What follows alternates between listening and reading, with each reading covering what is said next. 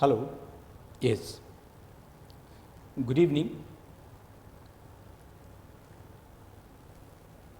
This evening we'll take up Shaiv Darshan.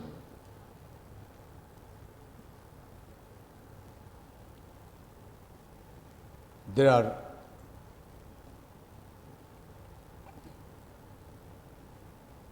four kinds of Shaiv Darshan. Sometimes there are five.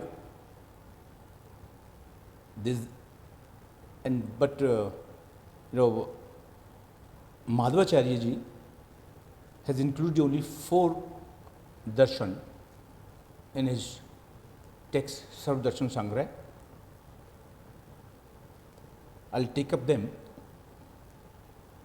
and I'll try to take the common denominators, focusing on the philosophy, how they have conceived.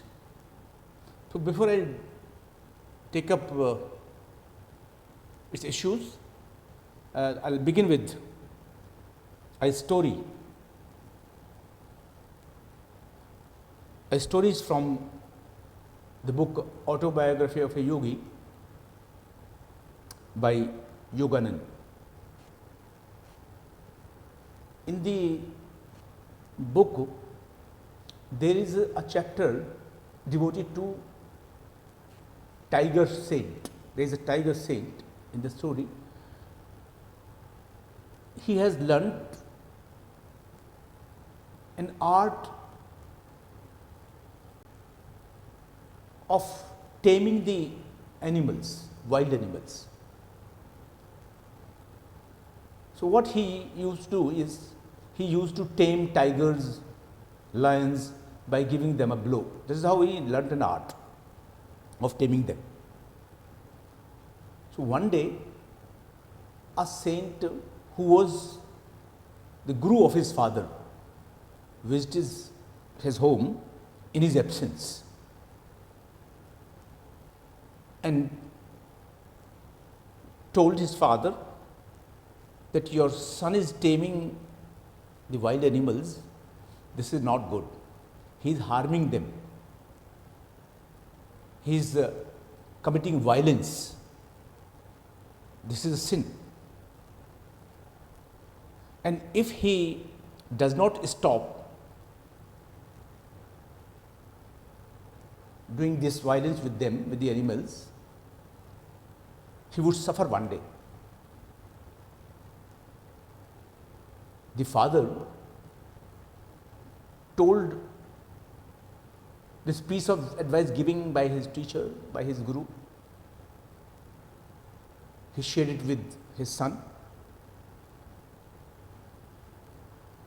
and asked him not to indulge such kind of activities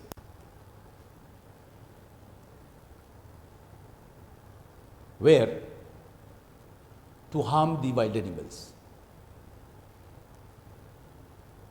This tiger saint told his father that he was not doing any violence. He was not doing any harm to the animals. He was just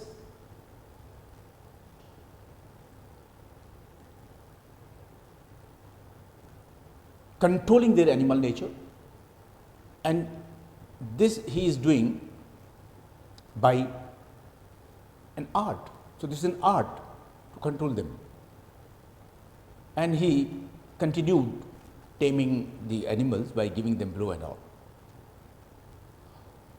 After some time, he had to go to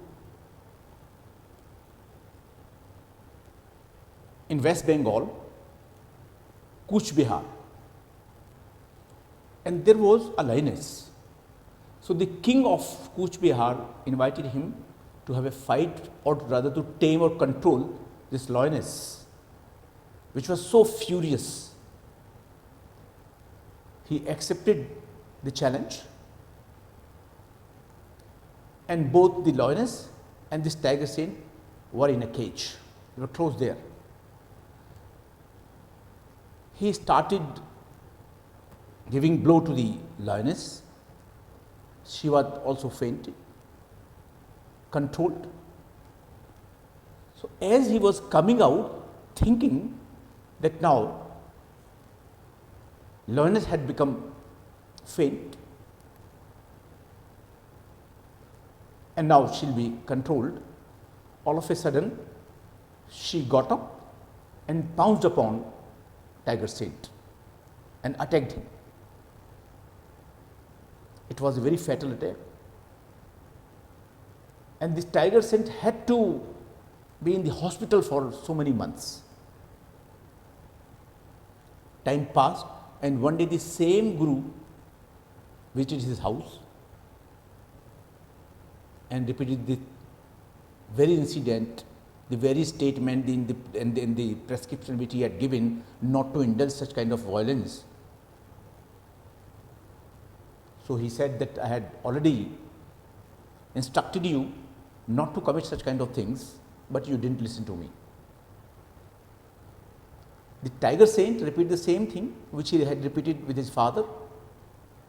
Sir, I was not doing any violence with them. I was not committing any violence. Rather, I was committing their animal nature. Then the saint, the Guru, said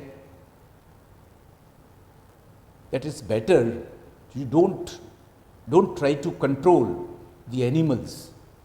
Control your animal who is wandering in the jungle of your mind. That is Pashu. So this Pashu need to be tamed.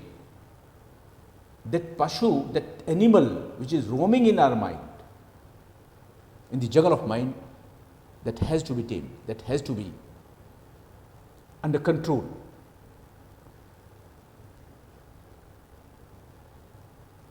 We all are animals here, and Lord Shiva is the controller. So whenever we whenever we indulge in some kind of activities, forgetting that we are the part of the ultimate, forgetting that we are the part of Lord Shiva, we suffer in this life. And here, the Shaivism is also, they have a Pashupat, darshan where an individual is a Pashu. So that Pashu needs to be refined,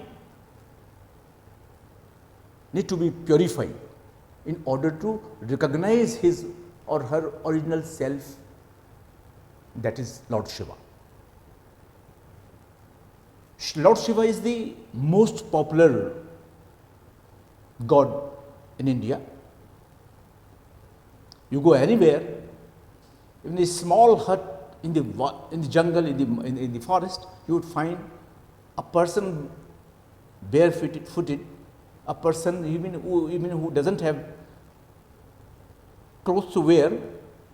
You would find him also worshipping Lord Shiva, having a ling there in his hut. The worship of Shiv or the Rudra goes back to the Vedas. In the Vedas, there is a word Rudra used for a terrible storm, and there is also a calm form pronounced as Shiva, Sambhu, Shankar. So here in the Rig Veda, we have these words, these pronouncements of Sambhu, Shankar and Shiva. In Yajurveda also, we have a hymn, Shatrudriya. This Shatrudriya, an important part of the Yajurveda, and the all Karma Kandi Brahmins, the priest, they recite Shatrudriya hymn at different occasions or important occasions. Shatrudriya is a revered Vedic hymn in homage to Rudra, it is also known as Shri Rudra Prashna and is also known as Rudradhya. So the hymn is considered a powerful mantra in the Shaiv tradition of Hinduism, which venerates Shiva as the supreme being. In Atharvaveda also we have a reference. For the first time we come across the word of Pashupat. Pashupat, again we have a Pashupat darshan. So Pashupat, the word is also there in Atharvaveda. Then again Shvetasatur Upanishad, there is a reference of Rudra, and it tells us that the whole universe is the manifestation of Rudra and Shiva. In Taittiriya Aranyak also, it's told that the whole universe is the manifestation of Rudra. The worship of Shiva, particularly in his Pashupati form, is believed to have originated in the Indus Valley civilization, also known as Harappan civilization, and there are evidences which suggest that Indian Valley civilization people held this deity in high regard, and there a Pashupati seal has been found which depicts a three-faced figure surrounded by animals. It's a key piece of evidence. So, and additionally, the ling, a symbol associated with Lord Shiva, has also been found in Harappan sites.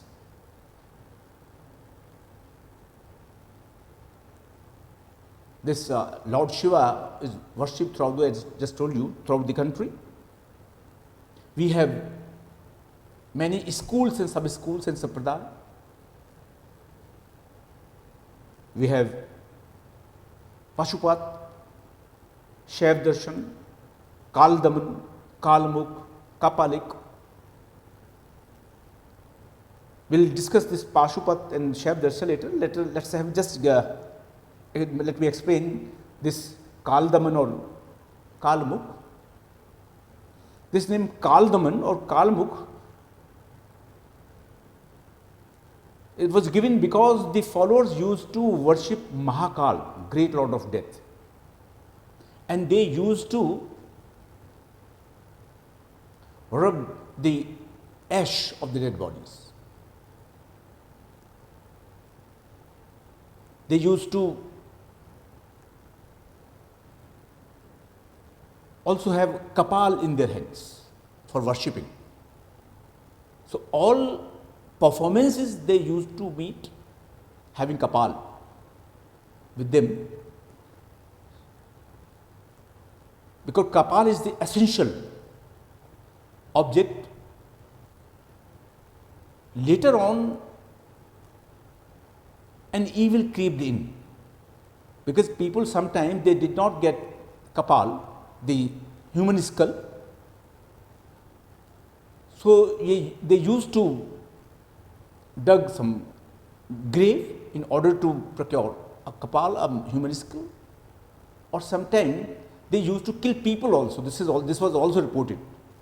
So government also took a very strict action against them if they found anybody having with the human skull. So this Kapalik or Kaldaman or Kalmukh, now this form of worship, this form of darshan is not now seen very much. There is a reference to this, because the Lord Shiva is the god of death. There is a reference in Markandeya Purana also, that when the Lord of Death, Yam, comes to take Markandeya, he is worshipping Lord Shiva, knowing that his devotee is being taken by Yam, the lord of death, then he drives him away.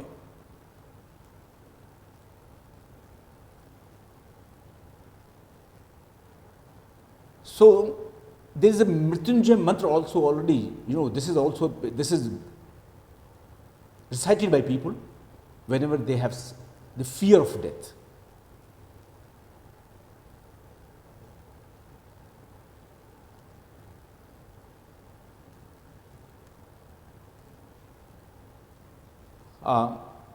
Then here in Sarvdarshan Sangrah,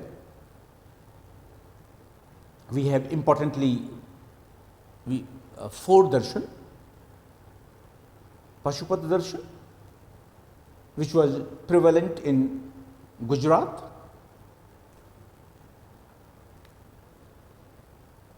and then Shaiv Siddhant, that's in Tamil Nadu, or Veer Shaivism in Karnataka. We have also Pratyabhijya darshan, which we call Trik darshan or Spand darshan in Kashmir. So these last three types of darshan are just like, the darshanas of Vedanta, Advait, Dvait and Vishish Advait. So this is how it is. This Kashmir is very popular, though we have your Veer Shaivism or Lingayat, then your or Shaiv Siddhant, that's in Tamil Nadu. Here our concern is with the Madhvacharyas, four schools included in Sarvdarshan Sangrah. And these are Nakulish Pashupat Darshan, Shaiv Darshan, Pratyabhijya or Kashmir Shaiv Darshan, and Raseshwar Darshan. All the schools of Shaivism maintain three tattvas, three principles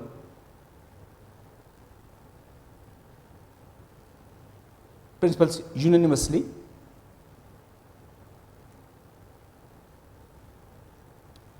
Number one, the Supreme Being. Lord Shiva is the Supreme Being. Then second aspect is the individuality of souls, and third is objective universe. These three principles are called by different names by different schools of Shaivism, but all schools agree in opposing the demolishing Mayavad or the theory of illusion expounded by Vedanta.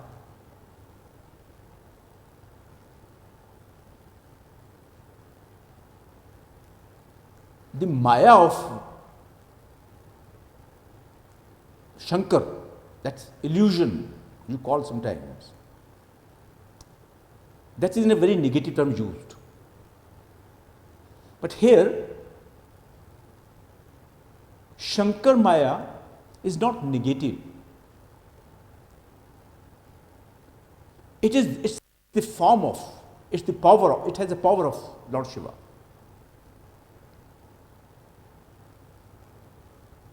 In Shankar's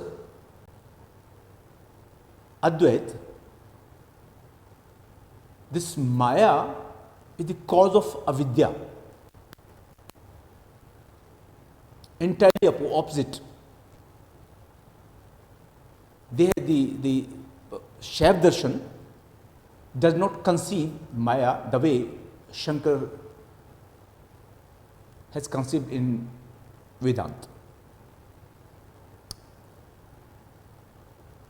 Let me tell you a story, small story, then this is how you can understand how Maya has been conceived in Vedanta.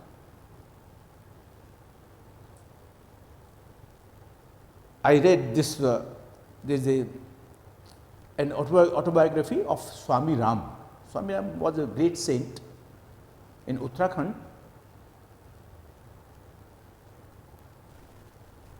In his autobiography, he writes that once he asked his guru to tell him about what Maya was, what Maya is, what is this illusion. His teacher all the time used to teach by giving practical day-to-day life, from the examples from day-to-day life. So he said, okay, Ram, tomorrow come in the morning when I go to take bath in the Ganges. So come along with me, I'll tell you what Maya is. Swami Ram could not sleep the whole night. He was having anxiety that tomorrow his guru would unfold what Maya is. Early morning he got up and followed his guru to the Ganges. He took bath and all, but didn't speak anything. Swami Ram was so much anxious and full of anxiety when his teacher would tell us. So when he was coming back, following his teacher, his guru, so his guru rushed to a dead stem of a tree, and he was shocked that what happened. His teacher was had a very strong, had a very strong physique, very tall. He rushed to the stem of a dead tree and is to it. The guru said, Ram, help me. I have been captured by this dead stem. Swami Ram tried to pull him up, but could not. And he was every time, you please help me, Ram, you help me. I have been caught by this stem. But after a long time, then Ram said, Guruji, this I can't believe. You are so strong. This dead tree, how can it catch you? You have catch hold of this dead tree. Then the teacher told the disciple, yes, Ram, you are right. I have caught this stem, not the stem. And this is Maya. This is so, Maya is nothing. Just we are sticking us. We ourselves are sticking to Maya, to an illusion. This is all avidya, this is all avidya, this is all ignorance. But that is not here. This Maya of Shiv is not that of Shankar. So they all oppose. This Maya, which is just illusion, which doesn't have any role. But Shankar Maya has a role in the creation of this world. The theorists argue on the basis of Satkaryavad.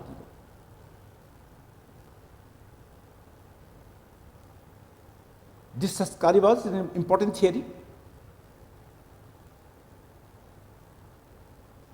that this whole world is the creation of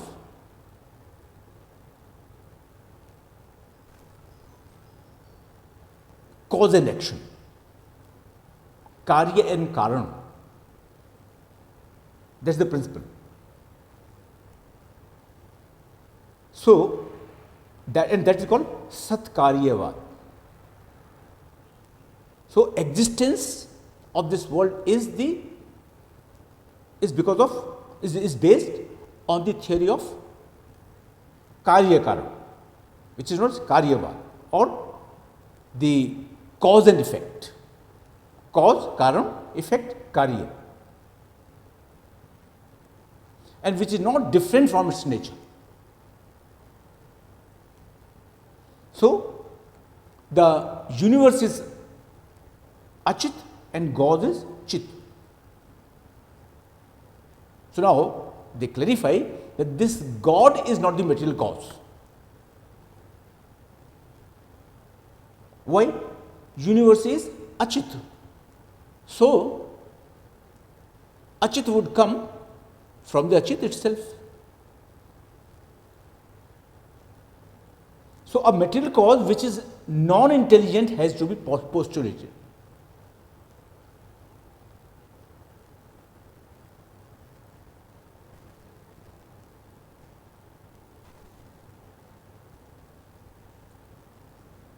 This is the Maya. So Maya is so called because the universe is involved into it and has evolved from it. This is not in Shankar's Maya. Shankar's Maya is complete illusion. It's complete false. It's a creation of the mind of an individual. But here this Maya is because this Maya is playing a role. So the whole universe is involved into it and has evolved from it. It is the primal matrix out of which the universe is made. It's from Maya that the souls are endowed with bodies, organs, objects, and worlds of enjoyment.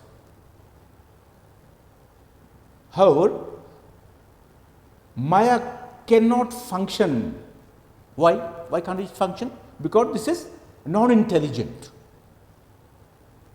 So it requires intelligent guidance. And from where it gets intelligent guidance? From Lord Shiva. So there is a relation between Maya and Lord Shiva. But there in Shankar's Vedanta, there is no relation between Brahma and Maya. So there is subtle distinction between the two orders of evolution, one pure and the other impure. Accordingly, Maya is twofold, pure and impure. Shuddha Maya, Ashuddha Maya. So it is pure when it is not mixed with Anam and Karma. There are two mal, there are two impurities. Impurities caused by Anam. Anam means atoms, and Karma actions. So when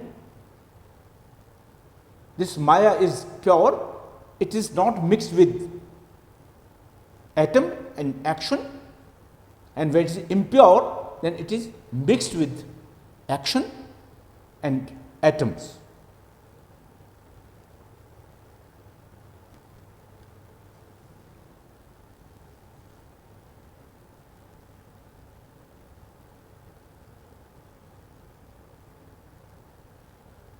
Now,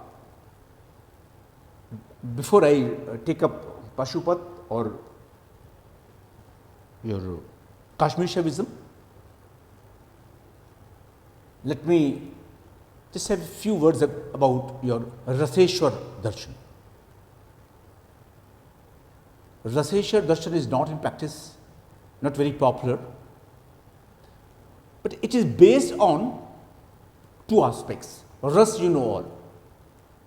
Ras is very important in Ayurveda. It's very important in aesthetics, and it's also important in one of its school of Shaivism, that is your Shrawan.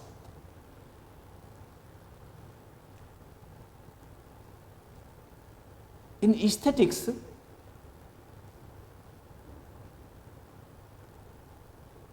you know, we have three ways of realizing the absolute.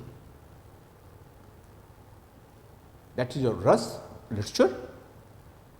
We have the Nad, music, and we have Vastu, architecture.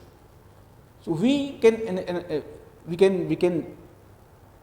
realize the absolute through literature, Kavya, through music, Nad, and through Vastu, architecture. Here absolute does not mean Brahma, but absolute is Lord Shiva. Lord Shiva manifests itself through as a Nataraj. So when he's dancing, he is producing literature. When he's dancing, he is also producing music, and dance forms are there. And he is also related to the architecture of the theatre. So he is Lord Shiva. In that way, the absolute. He is infused with a kind of bliss, and he manifests this bliss through literature, music, and architecture.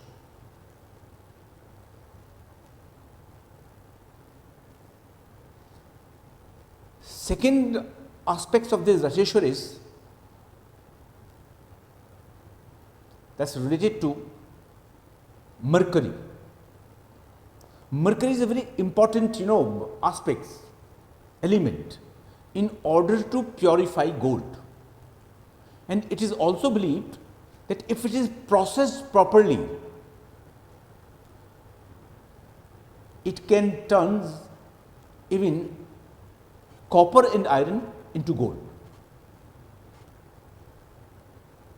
They say that copper and iron, they are the sick form of gold, but if it is properly processed, the mercury properly processed, but it's very difficult.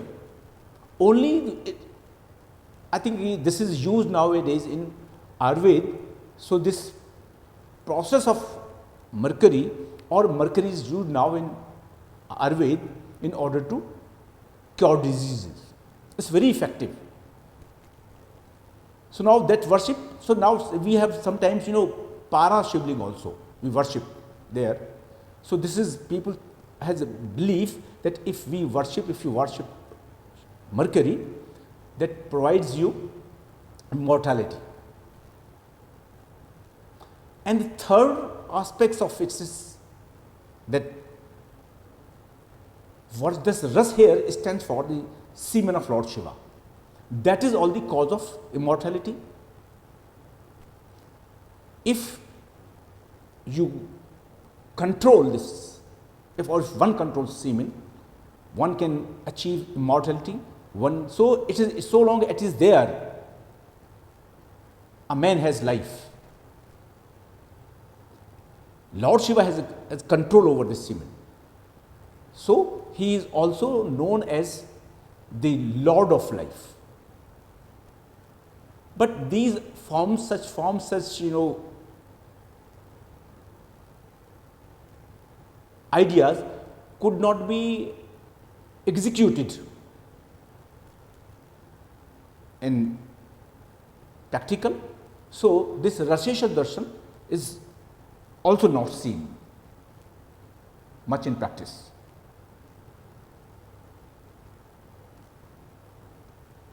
Now let us see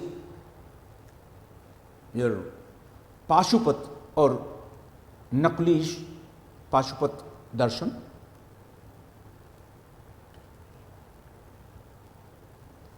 This darshan was propounded by Naklish or Laklish. There are two words used for this darshan, Naklish or Laklish.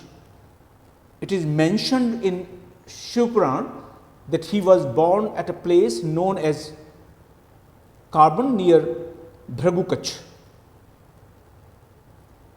and his statues are found in Rajasthan and Gujarat. He is also believed to be one of the 18 incarnations of Lord Shiva, and the original text of Pashupat Sutra was composed by Maheshwar, which was published with Kaundinya Panai Bhashya, also known as Rashikar Bhashya. Let us now see the basic foundation.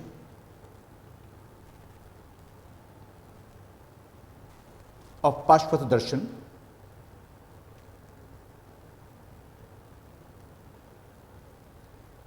The basic foundation of Pashupata Darshan is based on the discussion of the 5 elements. And these 5 elements are Karya, that is effect, Karan, cause, Yog, meditation, Vidhi, behavior, Dukh, sorrow. So, before we take up other issues, let me define them. These 5 elements which are very important in order to understand this darshan. Here, each topic emphasizes significant concepts such as the relationship between cause and effect, practice of meditation, moral behavior, and the pursuit of alleviating suffering. So, together these 5 subjects provided a framework for understanding the teachings and principles within Pashupata Darshan. So, Karya here refers to the process of moving towards liberation. Liberation through method. So, you have to adopt a method in order to move towards liberation, and this is performed by Pashu. So, what is Pashu? Pashu is an individual who is dependent on Karan, and Karan is Pati, Lord Shiva. So, this proves that Pashu and Pati, Pashu है individual, Pati Lord Shiva, or effect and cause. What is effect? Effect is Pashu, individual, and cause is Lord Shiva. They are identical. So, here Pati is God and the efficient cause of the universe. Then we have next element is Yoga. But this Yoga is not the Yoga of Yoga philosophy of Patanjali Yoga. Here it does not deal with the physical postures, Yam, Niyam, Asan, they are not there. This is not the concern here at all. Here it is more about a union, a merging of the individual soul with Lord Shiva. How to merge with Shiva, how to remove the line of demarcation. And the next is Vidhi, behavior. Behavior is about following the path of devotion, ritual, spiritual discipline to cultivate the union with Shiva. So, all these elements intend or are used in order to be in union with Lord Shiva. Then Dukh. What does Buddha say about suffering? The Buddhist system says, Buddhist darshan says that this whole life is full of suffering, and it's a then process to overcome the suffering at all. But here suffering is very scary. But here Dukh refers to the existence of sorrow, no doubt, that's the same, but it's not as an inherent part of existence. It's not inherent, not a permanent part of existence. It's a temporary state caused by separation for Shiva. So, there is just approach, a very positive approach there has been given. So long as you are away from Lord Shiva, you are suffering. The moment you unite, sufferings are gone. So, that is a temporary state. So, here the goal is to transcend the sorrow through the realization of the true self and union with Shiva. Let us now have, the definition of the Pashu, Pash and Pati. I just repeat because already I have just talked about, but I again define them so that we can understand how they have been treated, or how with the help of them we can understand this Shaiv darshan. So here the word Pashupat derives from Pashupati, that is Shiva, and by the word Pashu we are to understand the effect, Karya. So we are Karya, or the created world. This created world is Pashu or Karya, which is dependent on something ulterior. So by the word Pati we are to understand the cause, principium, the word designating the Lord who is the cause of the universe, who is the ruler of the universe. As far as the word Pashu is concerned, all the individual souls are called Pashu, for like cattle they are bound by the rope of avidya to the world. So it's all because of the ignorance we are tied to this world. We are away from the union of Lord Shiva. That's why that's the state of our suffering, though this is temporary. So soul is really an all pervading, eternal and conscious agent and enjoyer. It has consciousness, the essence of which is in the fact of seeing. It is different from the gross and the subtle body and the sense organs, etc.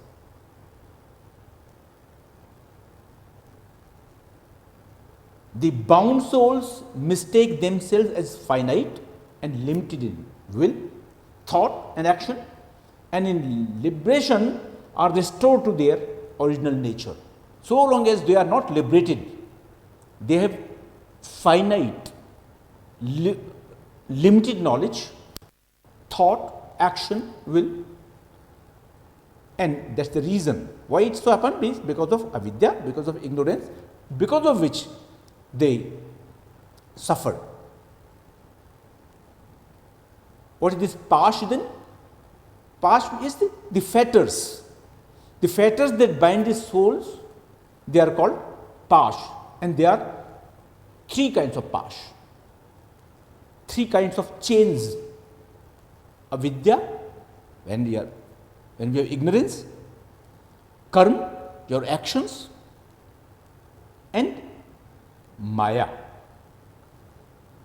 It's again Maya is the when we have a finite, because it makes us think, understand that we are finite. We are not finite, we are the part and parcel of the infinite, but it is because of the Maya, because this Maya, when Maya is mixed with atom and action, then it becomes Ashuddha Maya, impure Maya, and that causes us also. So we start thinking ourselves, though we are infinite, but we start thinking us as finite and limited. So what is the avidya? Now let's see how it has been defined in Shaivism. Avidya is one in all beings and is beginningless. It is also called Anav. Anav, this is atom. So when we are divided, when we think that we are in atoms, made of atoms, then we are treating ourselves away from Lord Shiva. That is called your impurity caused by atom. That is Anav, or that consists in the false notion of the soul to regard itself finite or atomic or confined to the body and limited in knowledge and power. So this atom makes us impure. Or atom is as a kind of impurity. This is avidya, because it makes the soul ignorant of its inherent glory and greatness. It is Anav because it makes the soul mistake itself as atomic and finite. That is made of atoms and it's finite. So it is the bondage What is the bondage? Bondage is known as Pashutva. We all are Pashu, we are all animals, and what is our bondage? Pashutva. So we all are beasts, we are animals, we are all are Pashu, tied to the ignorance. Then second, what is this karma? It is produced by the deeds of the soul and is subtle and unseen, and is the cause of union of the conscious with the unconscious. Then third is Maya. Maya is the material cause of this impure world. So this Maya is coming again and again. So you have to draw a line of demarcation between the Maya of Shaivism and the Maya of Shankar. So there is very active. The souls are, so Maya is the material cause of this impure world. The souls are of three kinds according to the impurities, where the souls are also tainted with three kinds of impurities, and accordingly there are three levels of the souls. The highest souls are tainted with Anamal, that is atom, impurity of atom. When we think that we are finite, then next with Karmamal and Anamal, the combination of impurities of atom and action. And the third, the last category of soul tainted by atom, impurity caused by atom, action and Maya. Thus, these are called respectively as Vigyankal, Pralakal and Sakal. In order to obtain release, the soul has to get rid of these three impurities.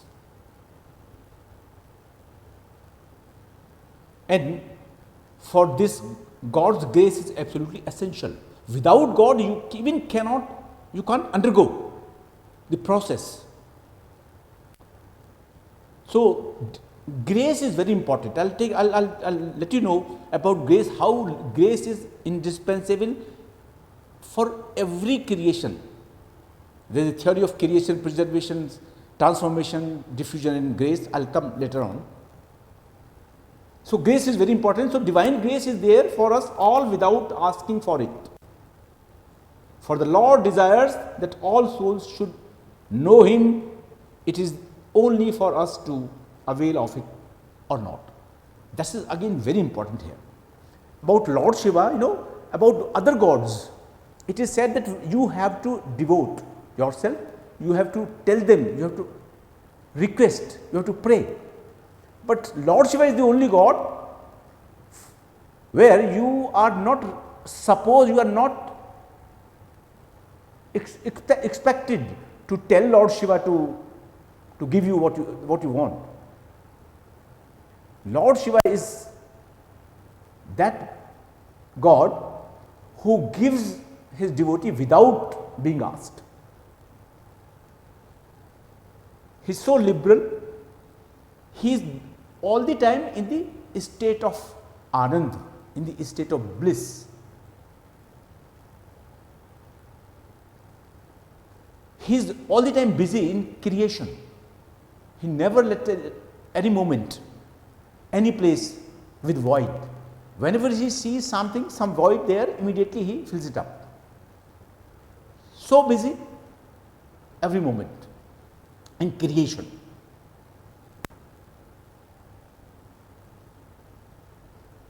So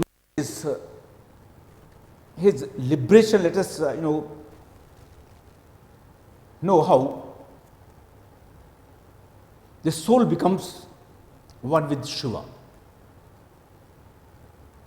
What is the procedure for removing this pash and being in union with Lord Shiva? So it's there that it becomes co-pervasive with him. It means Pashu, the individual soul, becomes co-pervasive with him and shares his glory and greatness. It's not conscious of its individuality on account of the experience of bliss. So once the individual soul is in union with Lord Shiva, then all the difference is gone, whole difference is gone. And it's not conscious about its finite state which it used to have as a Pashu, as an individual.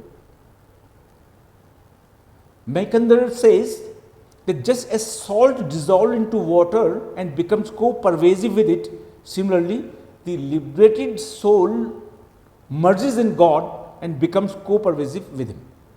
It's a complete merger. It attains the status of Shiva through the 5 functions of creation. There are 5 functions I'll discuss in Kashmir Shaivism, 5 functions of creation. There are 5 states of Lord Shiva, the names of Lord Shiva. So the essential quality of Swarup Lakshman, that is, Swarup Lakshman of the soul is to identify itself with its object and become co-pervasive with it. Its essence, that is Swarup, is its co-pervasiveness with the infinite, Shiva. Thus the bound soul identifies itself with the matter and the liberated soul with Shiva and realize its own pure nature.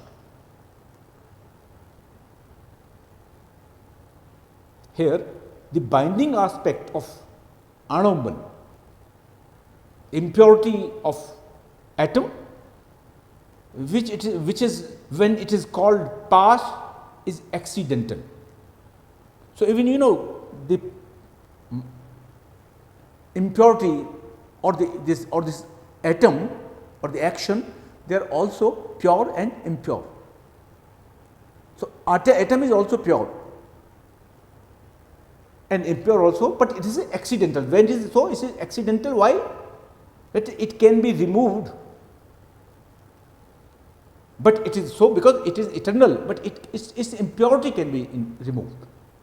So anomal or the atom, pure impurity of atom, in case of the liberated, keeps the world away and thereby indirectly helps him in their Shivanubhav. Shiv is experienced and it is the real liberation. It is the real Jivan Mukti, which is admitted by Lord Shiva.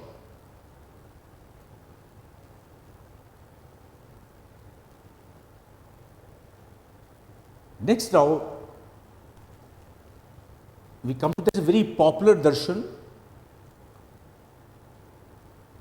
that is your Pratyabhijya darshan or Trik darshan, Spand darshan or Kashmir darshan. So just you see the darshan which started in Karnataka and South,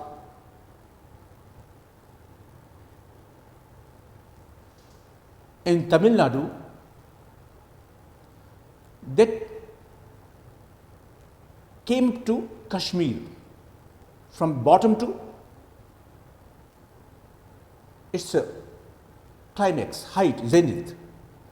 And as the place suggests, this darshan was developed in its highest form in Kashmir.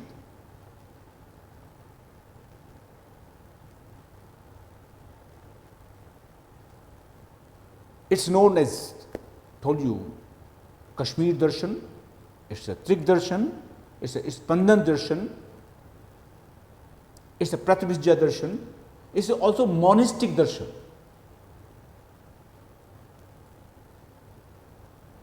That emerged in Kashmir. So it emphasizes Shiva as the ultimate reality, not as here but everywhere in all Shiv darshan, Shiva is the ultimate reality and the source of all existence, and it explores the relationship between the individual self and the divine. So, let me also have just some reflections on the term used, why they are so, why it is monistic idealism, because it posits that consciousness, that is Shiva, is the ultimate reality and the world is manifestation of that consciousness. Then Trik darshan, the philosophy revolves around three principles: Shiv, the absolute, Shakti, divine power, and the individual self, Anu. So, when this Anu is there, individual self, it is impurity here, because it is associated with individual self. But when it is associated with Lord Shiva's, when it is not associated with individual self, then it becomes pure atom. It becomes pure, it has purity, so it is a temporary, it is eternal and its impurity is temporary. And then is Pratyabhijja. Pratyabhijja means recognition. What is, why it's called recognition? What is, for what? Recognition, what you have forgotten. What you have forgotten, that you have, when that individual has forgotten its association with Lord Shiva, that it is the part of Lord Shiva, he or she is the part of Lord Shiva. So, an individual needs to recognize his or her association with Lord Shiva. So, that is also, this is how it is known as Pratyabhijja darshan. So, here the path to liberation involves. So, this is recognition means to liberate yourself from this pash, bondage, liberate yourself, undergo this involvation, liberation, which involves recognizing one's true nature. What is true nature? Shiva, through various practices including meditation, mantra recitation. So, recognition is the reality, it is essential. Consciousness is essential. Once you are conscious about the state, then you can step forward. So, that is essential. So, for liberation, recognition is important. So, it is the formula of Tat Tvam Asi. And now, the liberated soul becomes one with Shiva and ever enjoys the mystic bliss of oneness with the Lord.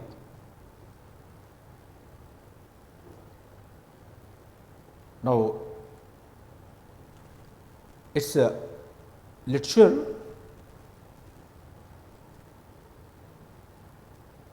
is very important, and its literature also gives us, the tradition, unfold the tradition of Guru and disciples, the teacher and the disciple, and how they produce literature, created literature that also, gives the feel. The tradition is rooted in Shaiv Sutras, and it is believed that this Shaiv Sutras text was revealed by Lord Shiva to sage Vasugupta in 8th century. And it is characterized by the emphasis on recognition and the experience of oneness. It provides insight into the nature of consciousness and the path to realization. So, let us see how it was developed. The masters in the olden days, in ancient times,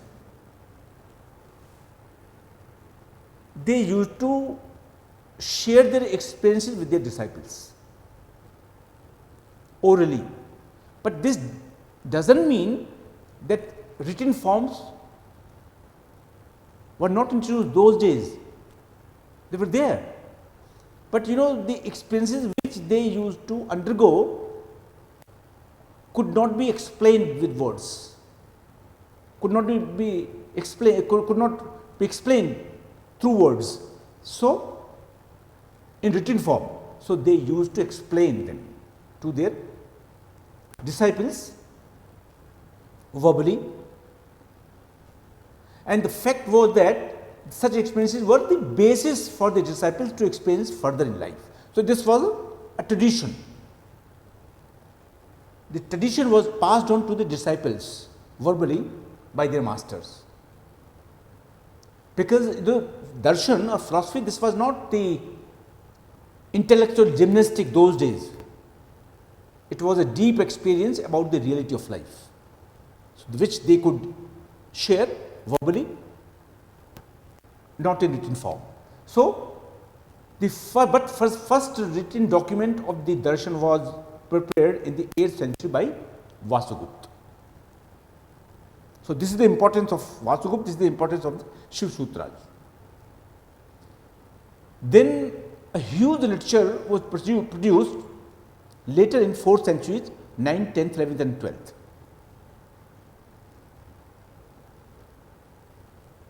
And it's for the purpose of the convenience, this literature was divided. As the Vedas had your Sahitas, Brahmanas, Aranyak and Upanishad. Similarly, the sacred literature of Kashmir Darshan, it was also divided into 3 parts. It says Agam, Spand, Shastra and Pratibhijya Shastra.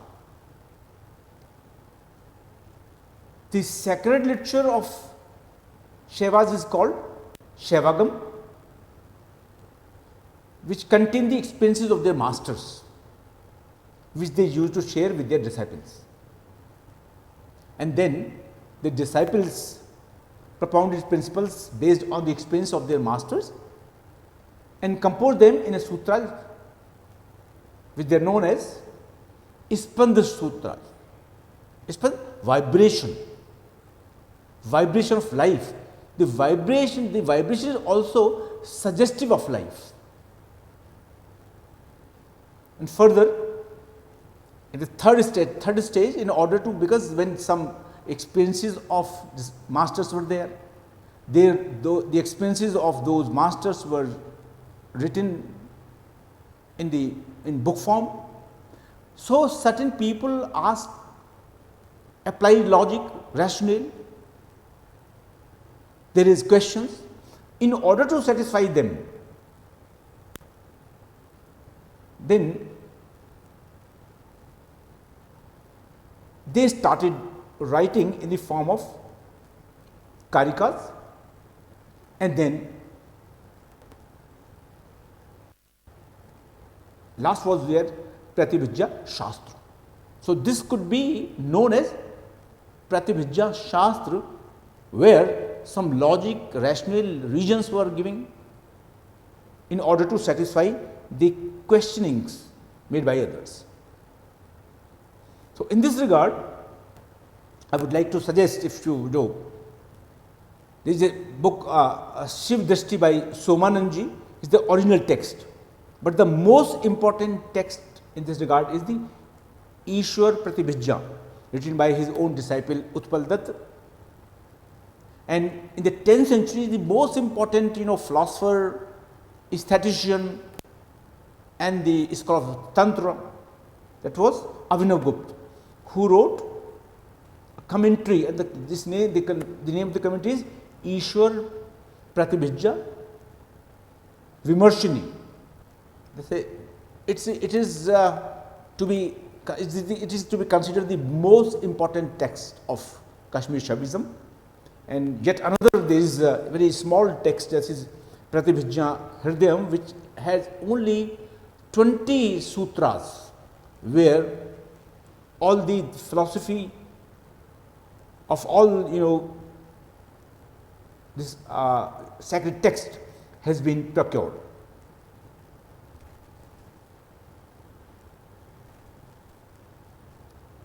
The next, there is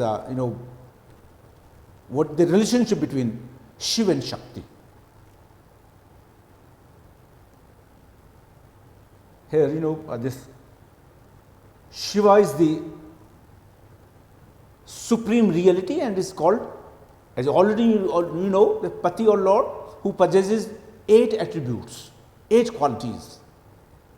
And these qualities are that self-existence, essential purity, intuitive wisdom, infinite intelligence, freedom from all bonds, infinite grace, love, omnipotence, and infinite bliss. These are the 8 attributes of Lord Shiva, and he is the only reality, one without second. He is the infinite consciousness and absolute independence. He creates everything by mere force of his will. So, he is the subject as well as the object. He is the foundation of all knowledge, and all proof and disproof equally presuppose his existence. He makes the world appear in himself as if it were distinct from himself, though not really so, even as objects appear as a mirror. So, it is all by his wonderful power inherent in him. So, he is the power, and that is Shakti. God appears in the form of souls and constitutes objects for their experience. So, the only reality is the unlimited pure self, the one and the only substratum of the universe, whose activity or vibration is the cause of all directions. Vibration is spandan. Spandan is the direction, is the activity, is the vibration of Lord Shiva, which is the substratum of creating this world. In the transcendental aspects, this Lord Shiva is Vishvotriya, and in the immanent aspect, he is called Vishwatmak. This immanent aspect is Swatantriya or Shakti, which is conceived as a power of self-consciousness.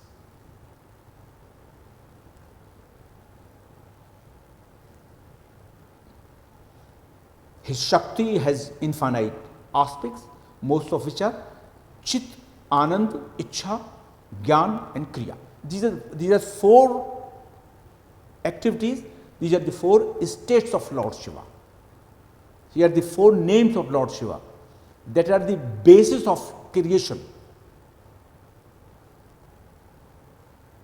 You have a Chit, Anand, bliss, Ichha, desire, Gyan, knowledge, and Kriya, and action. So, this is the process.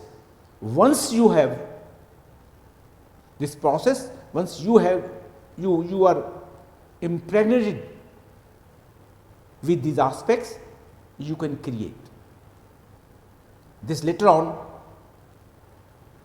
in Kashmir Pratibhijya Darshan, this theory of creation also has been developed as Srishti, Sthiti, Sanghar, and the last one is, that is your grace.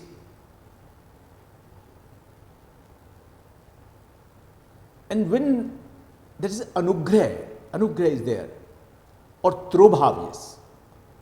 So, this is your Srishti, Sthiti, Sanghar, Tirobhav, Anugrah. So, Anugrah is very important here. In different ways, Lord Shiva Shakti has been defined, in this darshan.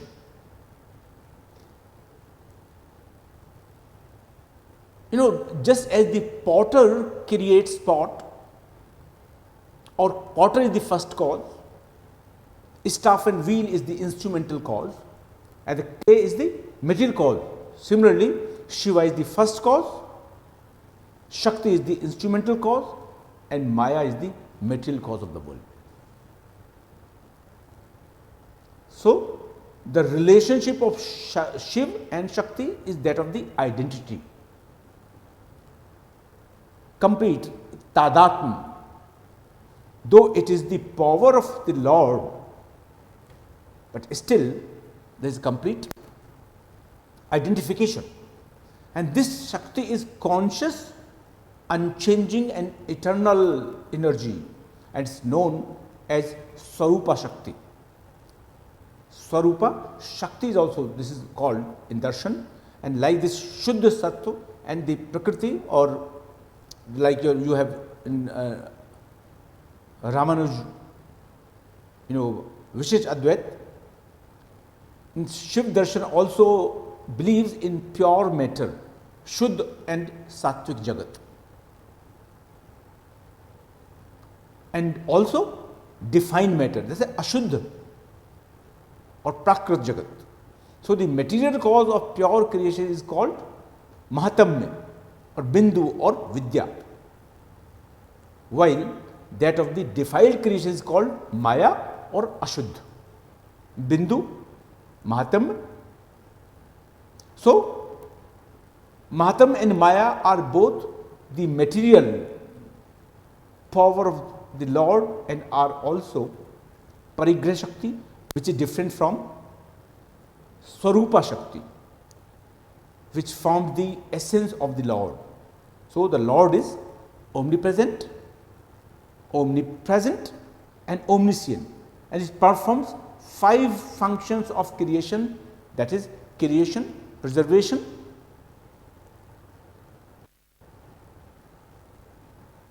transformation, diffusion and grace. So, here this creation is the intuitive faculty, instantaneous flash of insight. It can be used by a person in creative writing also. So, this is how when somebody writes a poetry, somebody writes a novel, short story, or indulge in any kind of art form. So, first of all, the first thing which comes to his mind, that is intuitive faculty, that is some object, which becomes at second stage inspiration or captivates the mind of the person. So, once intuitive faculty activates, then in the mind we have that indication, or then we have the object, mind is captivated. At the third stage, there is a mixing of material, mixing of raw material, and thereafter the fourth stage, then purity and impurity, that is removed, and then there is a grace of God. And this is how this art form, all art form takes place. Similar happens with Lord Shiva also. I will explain later that how Lord Shiva uses these forms while creating the world. So, as we have in Shaivism, role of Maya, role of purities, impurity, role of your impurity is caused by your action, your Maya or your atom. We have the same we have there in Pratibija Darshan also, and it also creates the same way the completeness line of drawing the line between completeness and incompleteness, like you see this Anamal changes the atom of Atma into Jeev, and As a result, what happens? It makes its completeness incomplete. So, it is because of the impurity of atom. We are divisible, we become finite, we become incomplete. Why? Because of the impurity of atom. Then second, karmal, it reduces the unlimited power of Atma into limited power of Jeev, individual. And the next is your mayamal, that creates distinction in knowledge. So, now there is a limited knowledge. So, there is incompleteness, there is limited power, and there is limited knowledge. So, all these three things, karma, that is your deeds of the soul, maya, the material cause of this impure world, and anab, the atoms. We have three states of impure souls. Also, they are, or this is how the souls are tainted by these three kinds of impurities, which are known as, earlier I also told you, they are known as Vigyankal, Pralekal, and Shakal. In Sankhya, you have studied that how the Purush, the consciousness, throws its light on matter, Prakriti, and the whole world is created. Same, all, most of there we have 36 tattva of principles of cosmic manifestation. There we have 25. So, all here in total we have 36 tattvas or principles of cosmic manifestation, which are the fundamental principles that explain the manifestation of the universe, from the supreme soul consciousness of Shiva to the gross elements. See now how it happened. So, no, there is also a hierarchical framework outlining the progression of creation.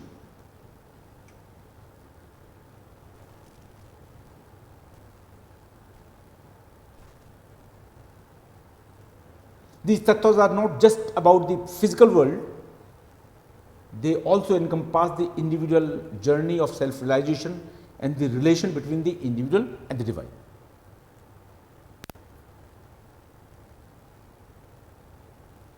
Let me first have the 5 transcendental tattvas, which are not in Sankhya.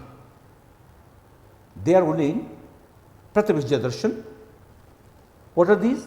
The first is your Shiv. These are 5 names, 5 states. First is Shiv is the ultimate reality, the source of all, and this is the Chit state, and there is primacy of Chit. Consciousness. And then Maheshwar, also ultimate reality, but with a distinction for creating the universe. This is the second state, that there is a consciousness for creating, and this is the state of Anand. This is a state of bliss.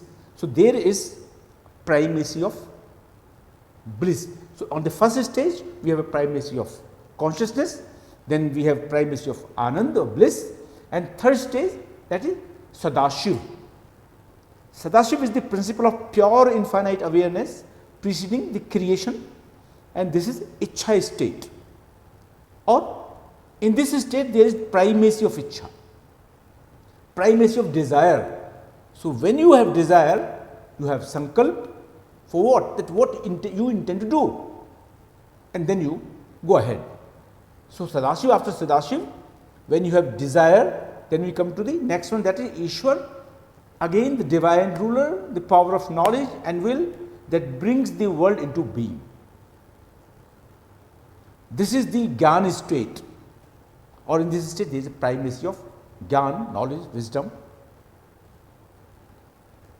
Then we have Shuddha Vidya, divine knowledge or wisdom that enables the universe to manifest.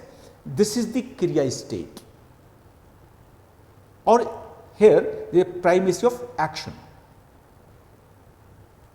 These are the 5 transcendental elements, and then sixth is the Maya Tattva, that aspect of Shakti which makes the infinite appear finite. It is neither the material cause of the universe nor the principle of illusion. It is that aspect of power of Lord Shiva through which he manifests himself as many. So, Lord Shiva becomes many with the help of or by his power of Maya. So, the individual soul is pure consciousness and is identical with Lord Shiva. So, this is the sixth element, sixth principle. Now, then we have 5 Kanchukas, 5 powers or 5 veils. This is power, Kala, knowledge, Vidya, attachment, Rag, time, Kal, fate, Niyati, that bind the individual consciousness, individual or Jeev, to the cycle of birth and death. So, here this is how these are the 11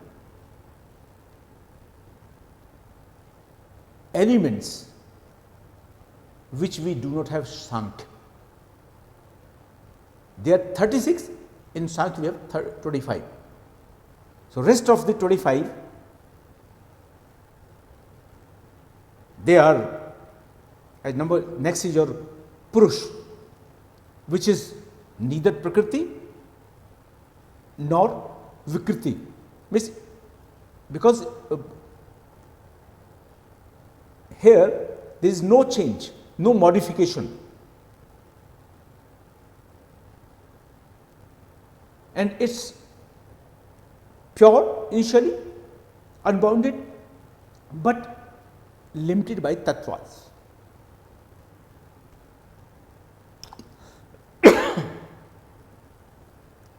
What is the Prakriti? Prakriti is the material cause.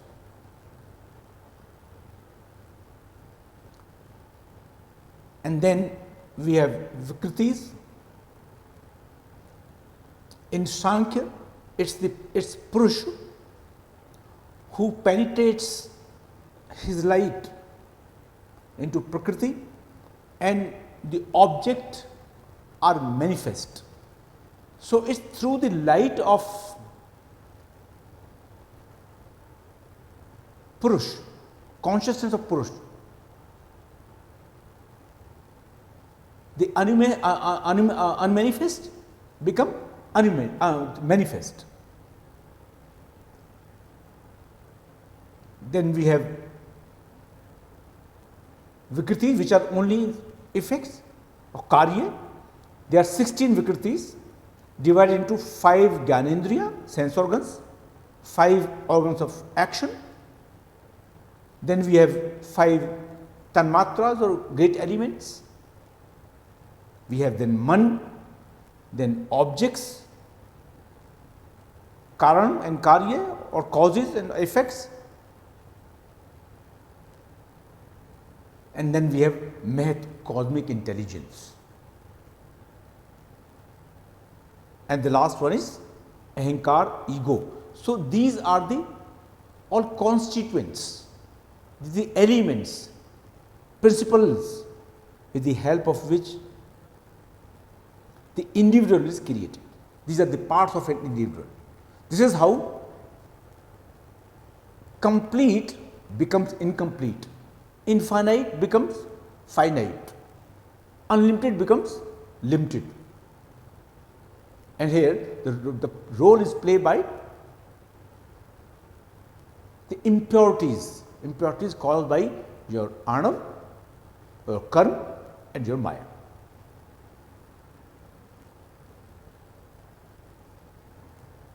So they all these, as I enumerated the first 5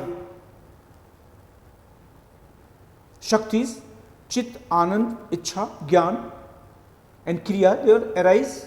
They are Shiv, Maheshwar, Sadashiv, Ishwar and Shuddha Vidya. These are the 5 transcendental tattvas, and then 6th was Shakti. And then of course later I enumerated the other elements.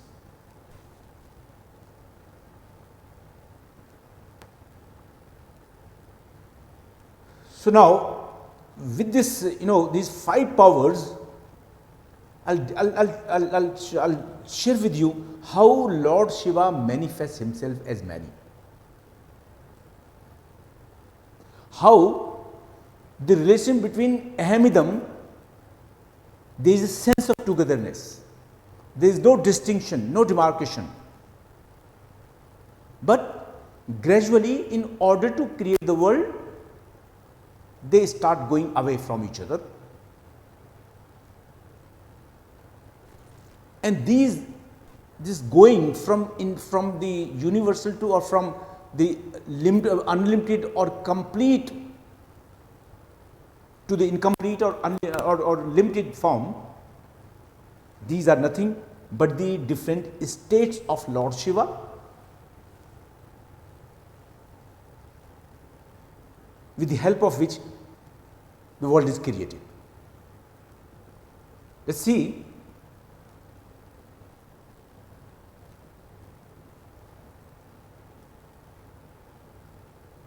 So, so 2 things again I will just repeat, that Lord Shiva is not inactive like Brahma. In Shankar, Brahma is inactive, he does not do anything.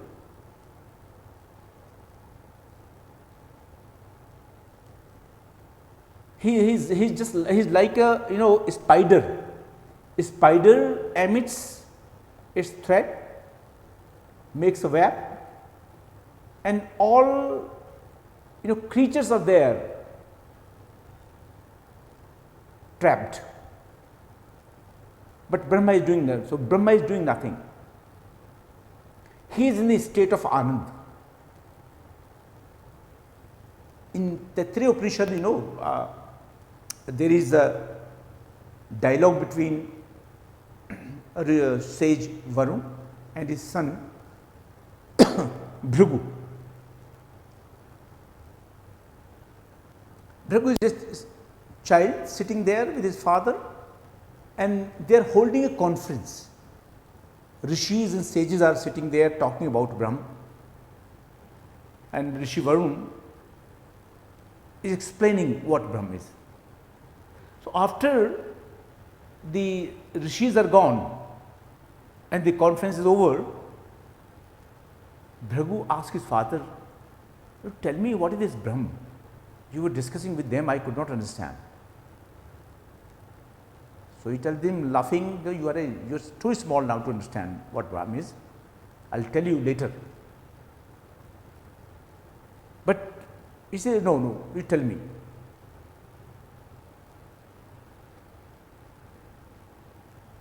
Rishi Varun says that you have to undergo penance, meditate, then you can realize, you can understand what Brahma is. No, I will do. I will take a penance, I will go to the forest, I will meditate, but you tell me, you tell me the characteristics of Brahma so that I can recognize. So Rishi Varun tells him that Brahma is from which we are born, by which we grow, by which we live, and ultimately into which we merge. So, taking this prescription, Bhrigu goes to the forest and he is meditating on Brahma. After some time he feels hungry, and then he comes back to his father and tells him that I have realized Brahma, Annam Brahmeti Vajanat. That is, gross cosmic person is absolute. He realizes An as absolute, gross cosmic person is absolute. Varun doesn't say anything, just he smiles, and Bhrigu realizes it's not Brahm, Brahm is something else. He goes back. Then second time he sits, meditate, and he realizes, I think that this is your vital ears, Pran Vayu. He comes back and tells his father, is it vital ears? I have realized now, I have realized vital ears as Brahma. Prano Brahmeti Vajanat. Is it Pran? No, no, it's not Pran. Goes back. Then third time he asks him, tells him that now I have realized that this is Mano Brahmeti Vajanat. Man, mind. He realizes mind as the absolute. Again, not satisfied, goes back. And then fourth time he says, is it Vijnano Brahmeti Vajanat, knowledge, Gyan? He refuses, and then ultimately he's sitting and comes and says, Anando Brahmeti Vajanat. So the state of Anand, the state of bliss is Brahm. So here, Brahm is just nothing, just a state of Anand, a bliss. So bliss, state of bliss is there also. But here that's active, but in Brahma that state is inactive. See now, see how these stages are there when we use for creation.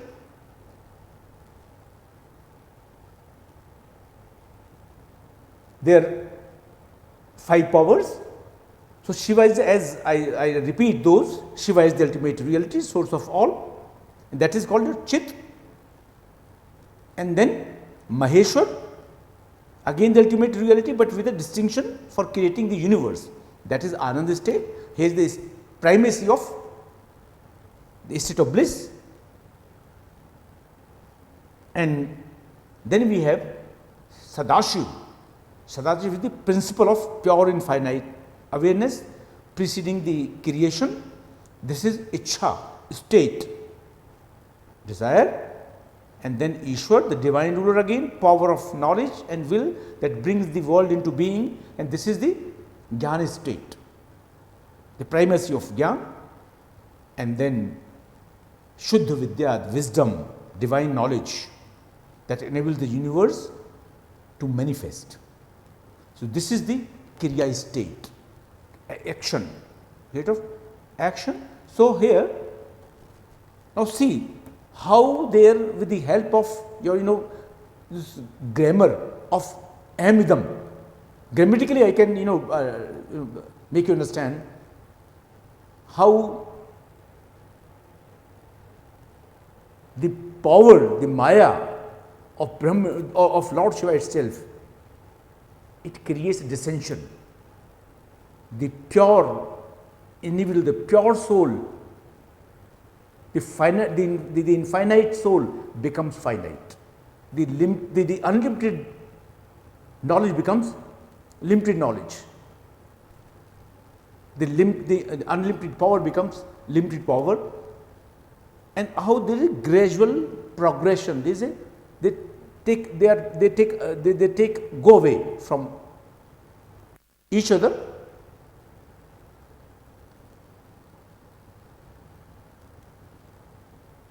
So just take the two concepts. There are two concepts. Ahem, I who is the knower, and idam, that is this, knowable. So, when I say I and this, I means I the knower, this means the universe. So, ahamidam, if I bring them together, the word becomes ahamidam. There is a complete sense of merger, merger of aham and idam, merger of I and this. So, there is complete togetherness between aham, I and idam, this. This is the highest state of chit. Two components are completely merged at this state, which is called a chit, that is Lord Shiva. Now, what happens, unlike Brahma of Shankaracharya, who is inactive, Shiva is inactive now. So, he knows his nature and detects it. This is something very important, that he detects his own nature. He has emerged Ikshita, known as Shakti. So, this power creates a distinction between aham and idam.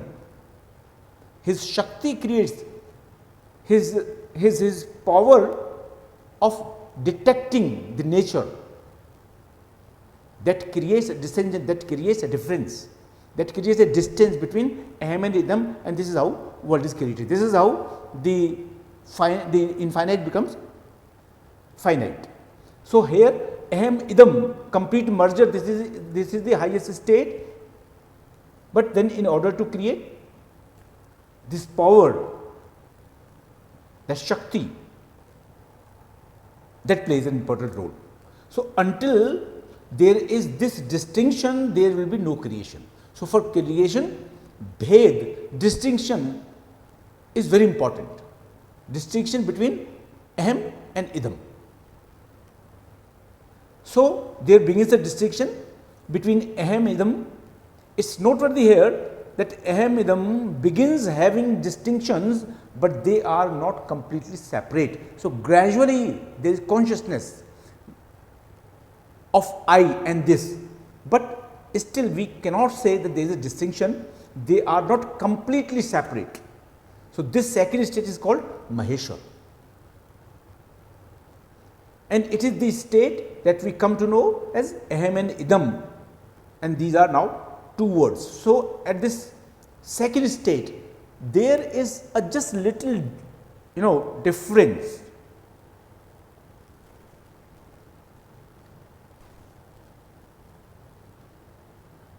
If you see on the screen, so at the first time, in the first one, there is a complete merger between aham and idam. Second stage, there is a little distance, that is your Maheshwar, and then further the ratio of distinction between aham and idam increases, and this third stage is called your Sadashiv. Now, there is a primacy of aham and idam becomes secondary. So, at the first level, first stage, complete merger, then consciousness of distinction, but not complete separate. Then the third stage, that is Maheshwar, the Sadashiv, and here there is a consciousness of I. There is a distinction between I and this, or aham and idam.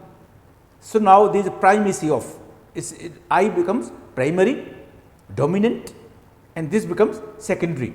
So, here this refers to universe which is not yet created or which is not yet manifest. Later in the fourth state, that is your Ishwar state, the relationship between aham and idam or I and this reversed.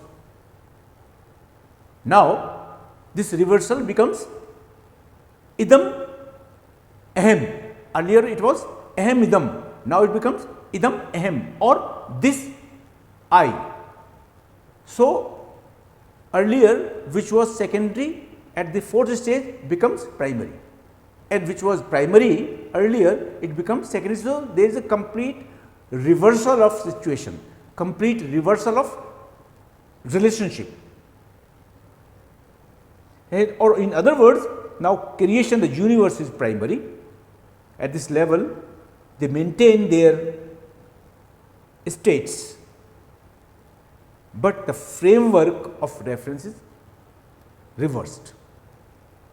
So, at the first stage, if you remember what happened, there was complete merger between Ahem and Idam, and the second stage there was a distinction, little distinction, but they were not separate. Ahem and Idam were not separate. Third stage, then there was a consciousness, primary. Ahem became primary, Idam became secondary. At fourth stage, complete reversal.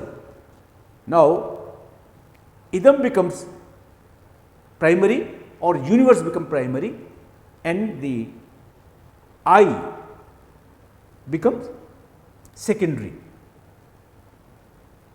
So, this level,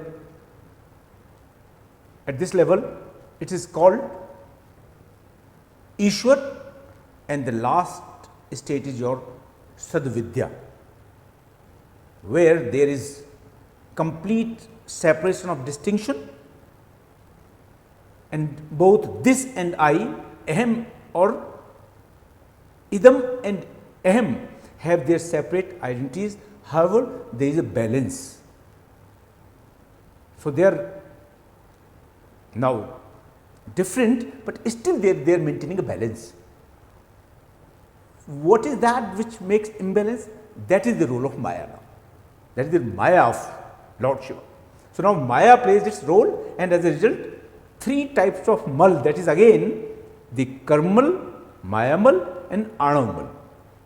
The impurities caused by action, deeds, and the atoms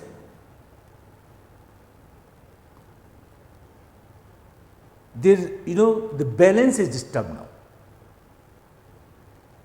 The function of Anamal is to change the atoms of Atma into Jeev.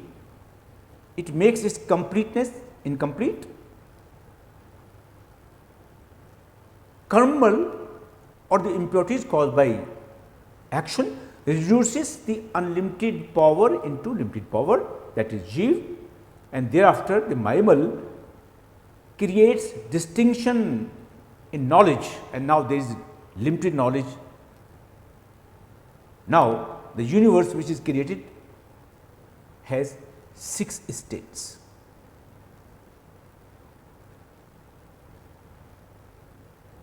So, according to Abhinavgupta, now